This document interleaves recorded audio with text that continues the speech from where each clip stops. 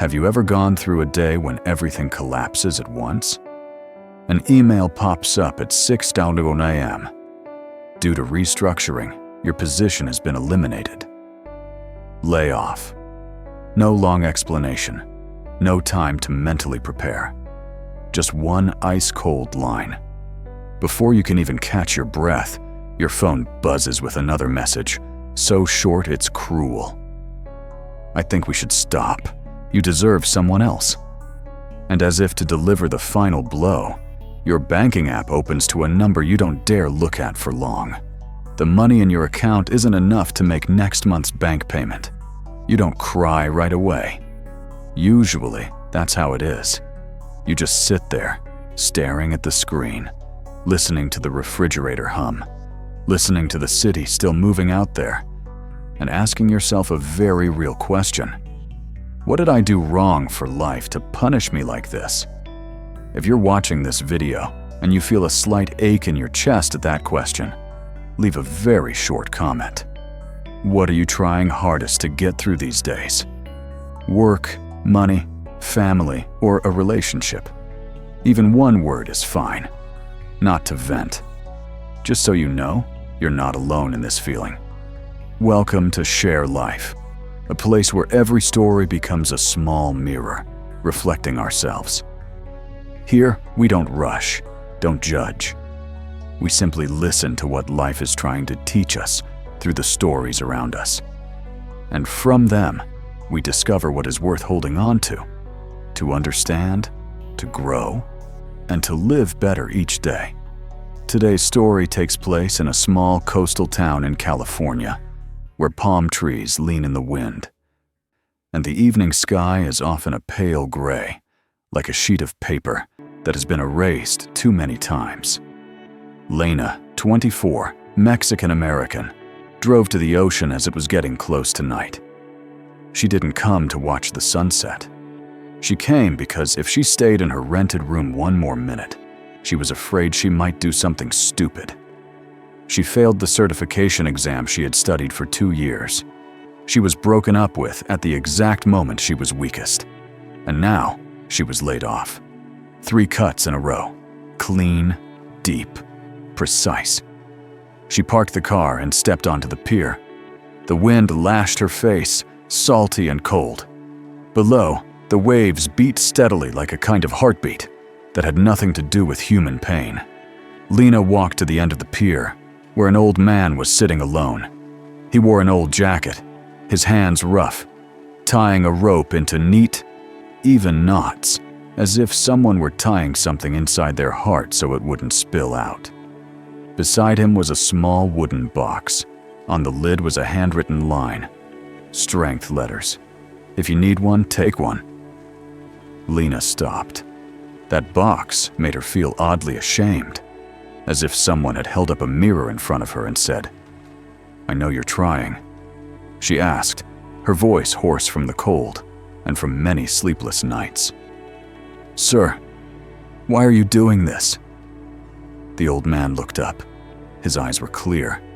Not the kind of clear from someone who has never been hurt, but the kind of clear from someone who has walked through pain for so long that he no longer needs to prove anything.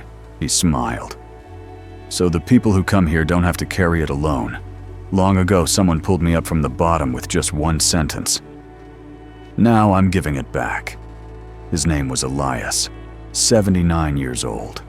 He used to be a paramedic and a volunteer rescuer. He spoke calmly, as if the biggest things in a human life were only winds passing through.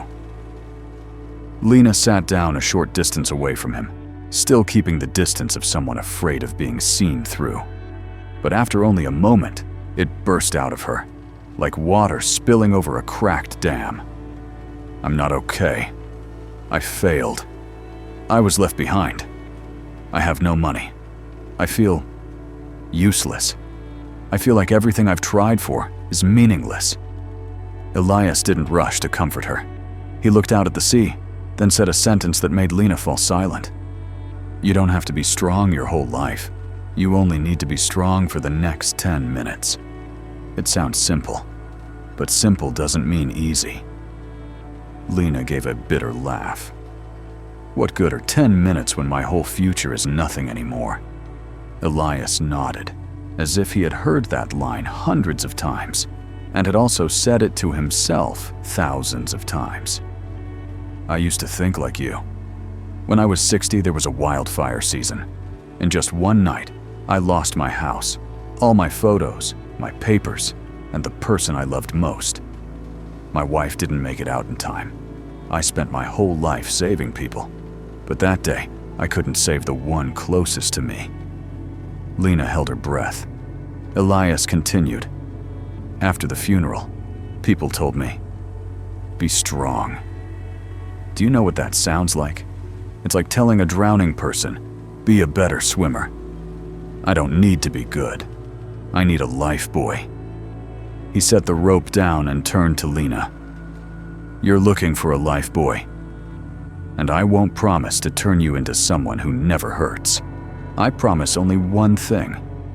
If you do a few things right, you won't let pain control your life.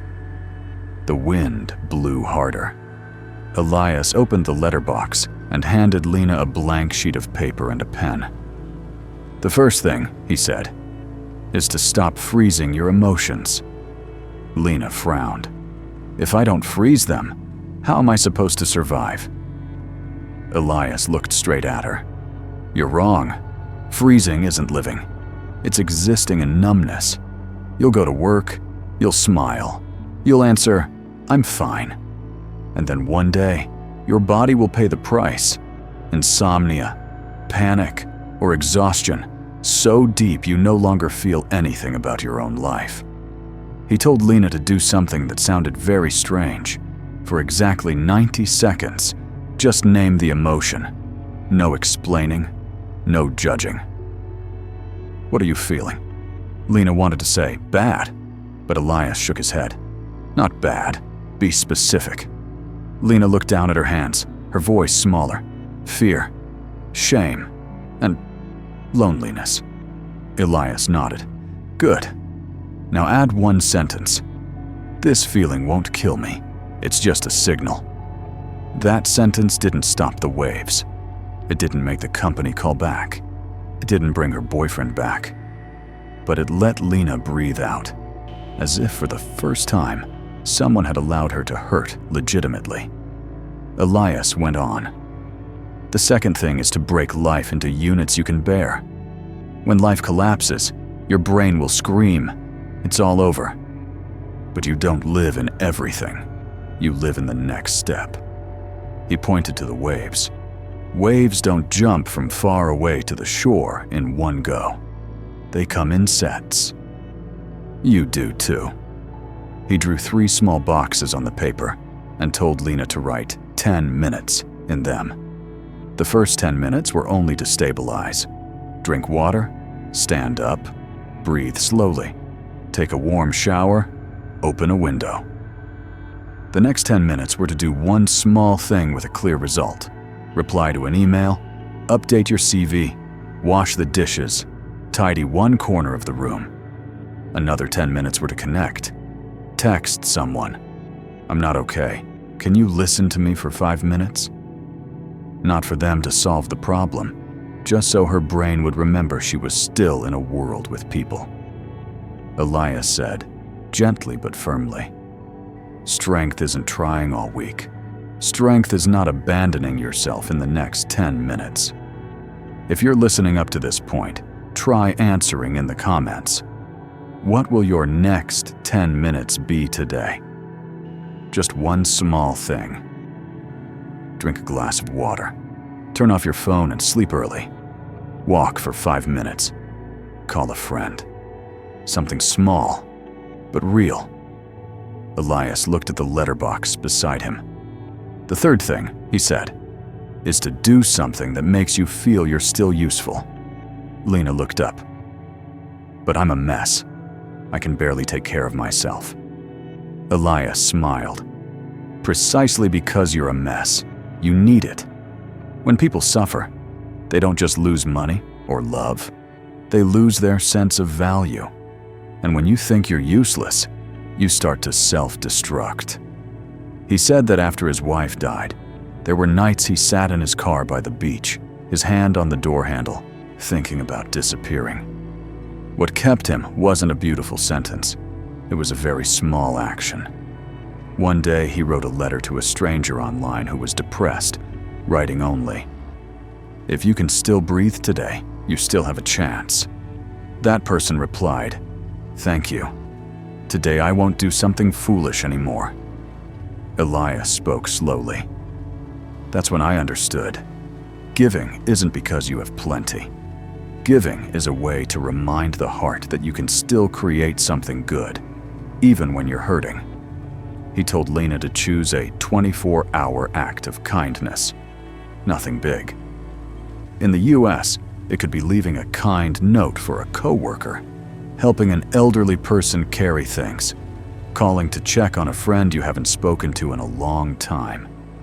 In Mexico, it could be buying an extra bottle of water for a street vendor or helping a child with homework.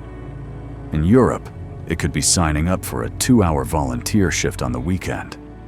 The goal wasn't to be a good person in anyone's eyes, but to be proof to herself that I'm still useful. Lina was silent for a long time. Then she asked, almost in a whisper, "But what if I still fail?" Elias looked at her without avoiding it. "You may fail a few more times, but you won't call yourself a failure anymore. Failure is an event, not an identity." He handed Lina a blank envelope. "Now write one letter, not for anyone else. For the you 6 months from now." Lina took the pen. Her hand trembled, but she wrote, "Dear future Lina, if you're reading this, it means you survived. And if you survived, it means you can still rebuild." Elias nodded, as if he had just heard a vow. Yes, life can break many things, but life has a right to define you. Night fell. The lights on the pier switched on, thin and golden. Lina stood up, feeling that the problems were still there. But something else appeared inside her, a space wide enough to breathe. On the way home, she didn't suddenly become radiantly positive. She was still afraid, still worried, still hurting. But she did the 3 things. When she got home, she drank water, showered, and slept her first night without jolting awake. The next morning, she spent 10 minutes updating her CV and sent out 2 applications. Then she texted a friend, "I'm not okay. Can you listen to me for a bit?" In the afternoon, she stopped by the grocery store and saw an old lady struggling with her bags, so she helped carry them out to the car. The old lady said, "Thank you, honey." And Lina suddenly realized her chest felt a little lighter, not because life had gotten better, but because she had just proved to herself that she was still someone who could do something kind in the middle of a storm. And here's the part we have to say plainly. If you don't handle it properly when life falls apart, you can easily fall into 3 traps. One is isolating yourself and staying silent until the pain becomes a habit. 2 is clinging to people who don't appreciate you just because you're afraid of emptiness. 3 is postponing things until a small problem becomes a major crisis. Not because you're weak, but because when your nervous system is overloaded, you'll make decisions to hurt less right now, not to be better for yourself later. But if you do Elias's 3 things, you'll see a very real kind of strength. Strength doesn't make the pain disappear, but it keeps you from being controlled. You begin to take back control of your life in small segments, 10 minutes at a time, day by day. Please like and share the video for those who are trying to live kindly in a world full of pressure. Sometimes they don't need advice. They just need one sentence warm enough to hold on to. Life can fall apart, but you don't have to fall apart with it. You can rebuild, not from big things, but from the small pieces you pick up each day. Thank you for taking the time to listen. and for allowing me to accompany you through these past few minutes. Don't forget to subscribe so we can meet again in future stories. Wishing you peace and happiness.